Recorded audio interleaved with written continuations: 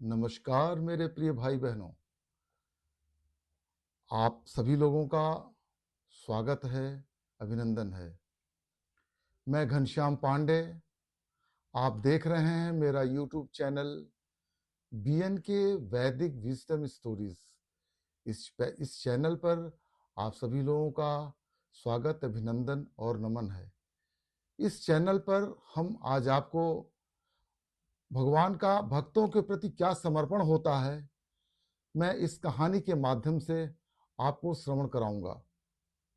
अगर मेरी कहानी आप लोगों को पसंद आए तो आप चैनल को सब्सक्राइब कीजिए, लाइक कीजिए और वीडियो को शेयर कीजिए।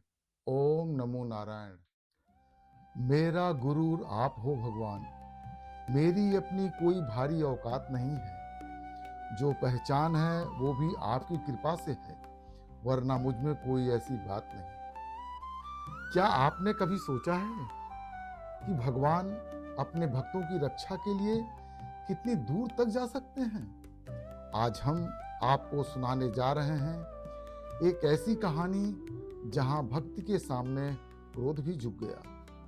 ये कथा महान भक्त महाराज अम्बरीश और तेजस्वी लेकिन क्रोधी ऋषि दुर्वासा की है। अयोध्या के राजा अम्बरीश धन, वैभव और शक्ति से भरपूर थे, लेकिन उनके हृदय में केवल भगवान विष्णु के लिए प्रेम था। वह हर एकादशी का व्रत बड़े नियम और श्रद्धा से करते थे। उनकी भक्ति इतनी सच्ची थी कि स्वयं भगवान विष्णु ने उनकी रक्षा के लिए सुदर्शन चक्र को उनके पास रखा। एक बार अम्बरीश ने साल भर तक एक विशेष एकादशी व्रत किया। जब द्वादशी का समय आया, उन्हें व्रत खोलना था, लेकिन तभी महान ऋषि दुर्वासा अपने शिष्यों के साथ वहां आए। राजा ने बड़े आदर से उनका स्वागत किया और भोजन के लिए आमंत्रित किया। दुर्वासा ऋषि बोले, मैं पहले स्नान करके आता हूं, और यमुना नदी की ओर चले गए। समय बीतता जा रहा था, द्वादशी समाप्त होने वाली थी। अगर राजा व्रत नहीं खोलते तो नियम टूट जाता, और अगर ऋषि के बिना खोलते तो उनका अपमान होता। तब ब्राह्मणों ने सलाह दी कि आप केवल जल ग्रहण कर लीजिए। राजा ने भगवान का स्मरण करते हुए सिर्फ एक घूंट जल पिया। जब दुर्वासा ऋषि वापस आए, उन्हें यह जानकर बहुत क्रोध आया। उन्होंने कहा, तुमने मेरा अपमान किया है। क्रोध में आकर उन्होंने एक भयानक राक्षस उत्पन्न किया जो राजा को मारने दौड़ा, लेकिन तभी भगवान का सुदर्शन चक्र तुरंत प्रकट हुआ।